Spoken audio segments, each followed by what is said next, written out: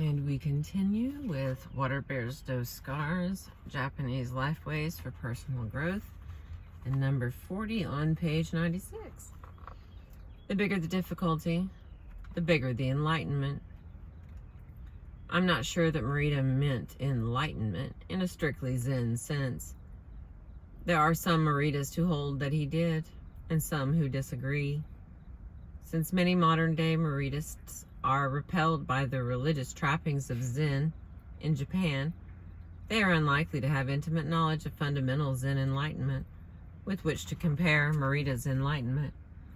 It matters not at all, however, because the enlightenment Morita wrote about is worth experiencing in its own right. Freedom is gradually stifled by neurotic symptoms. More and more aspects of life fall under their sway. Those who suffer find themselves making more and more accommodations to their self-imposed limitations. When the principles of constructive living take root in these compacted lives of misery, there is a tremendous sense of new freedom, a new perspective on life. And the greater the initial pain, the greater the contrast with the recognition of release. The greater the difficulty, the greater the enlightenment. Morita pointed out that we learn the value of good health when we become ill. Furthermore, troubles prompt us to re-examine our current understandings and assumptions about the world. Not all neurotics achieve enlightenment, but their suffering provides fertile ground for a closer look at feelings, awareness, behavior, purpose, and so forth. The freedom that comes from enlightenment goes beyond the freedom that existed before the neurotic narrowing of life. It is not a return to a previous state. It is something new, made possible by the suffering. Recognition of this potential allows the graduate of constructive living to actually be grateful to the old neurotic lifestyle that made enlightenment in this sense possible. Number 41. The deafness of neurotic people. Anyone who works with Shinkai Shisu, oversensitive people sometimes find frustration in their lack of capacity to listen. Morita wrote that you can say to a neurotic that both the sun and the moon are round, and he will say, but the sun's light is stronger, so they're different. Or you can say that sometimes a student hears the ticking of the wall clock, and sometimes not, at which point the student will say, but I'm bothered by my eyes, not my ears. This countering tendency prevents the neurotic person from hearing the truth of what others say. It also works internally to forestall straightforward action by the suffering individual. Neurotics counter their own thoughts and arguments too, leaving themselves paralyzed by indecision. I could do this, but then that might happen. I'd like to try this, but then I'd be prevented from trying that. I've been following this course of action, but do I really want to be doing this? And so forth. There is a fine word in Japanese, sunao, translated in some dictionaries as mild or obedient. It implies a sort of pure acceptance without a trace of resistance. Neurotics don't show such a sunao quality towards the words of others, toward their own thought processes and feelings, toward reality. Their struggling is their neurosis. Once again, it is important to emphasize that sunao acceptance doesn't imply passivity. Not only can the fine swordsman accept his opponent with no sunao-ness and still conquer him, he must do so in order to win. The slightest resistance to the opponent's style interferes with the smooth flow of response. In my former basketball days, we sometimes tried to bait our opponents into anger so that they were playing against their own anger as well as against us. Wise and experienced opponents saw the baiting for what it was, accepted it, and they scored baskets. We were caught trying to play basketball and bait our opponents at the same time. The dual purposes distracted us from our game. We ended up resisting and losing when our opponents were sharp enough to avoid resisting our tactics.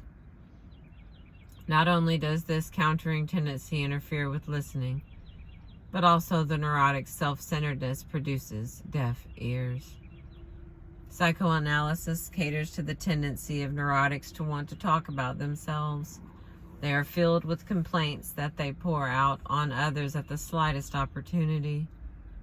Whatever they hear triggers some self-reference, some connection with their own pain in contrast to the apparent well-being of those folks around them. It becomes irritated. It isn't surprising that the important people in their lives eventually become irritated at having to listen to a stream of selfish negativity. The pressure to complain prevents the neurotic person from being a sensitive listener. Neurotic habits push the individual toward social and psychological isolation. A lot of noise on the dam today. Number 42. Just put the principles into action and see the results. Just try and see, Marita advised. There's no need to understand some complex theory.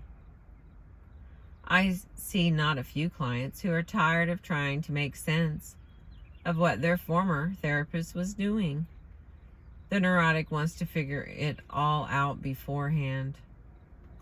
Constructive action isn't planless or purposeless.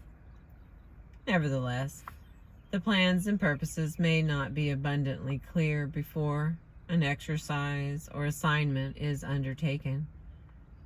Understanding unfolds as the prescribed activity is carried out. Those who follow through on the activities reap the benefits. Intellectual satisfaction is subordinate to pragmatic results. Number 43. I dog-eared this page, so it must be a really good one. Cure of neurosis leads to the possibility of repentance. Repentance and existential guilt are conditions that Western therapies try to eliminate. Such a goal is based on the unfortunate misunderstanding that some feelings are bad, wrong, worthy of erasure. Fortunately, no one is very successful at eliminating unpleasant feelings, except through strong drugs that produce very unsatisfactory side effects on the body-mind. Repentance and guilt are necessary and healthy, however unpleasant and disturbing they feel. As with any feelings, we run into trouble when we try to resist or destroy them. Some neurotic symptoms seem to be tied in to suppressing feelings of guilt. Be that as it may, the recognition of one's past hurtful actions towards others, the desire to confess and to make restitution are natural tendencies in anyone with human sensitivity. As always, feelings offer information that deserve consideration when we evaluate what needs to be done. Confession in the proper circumstances to a trusted confidant is beneficial.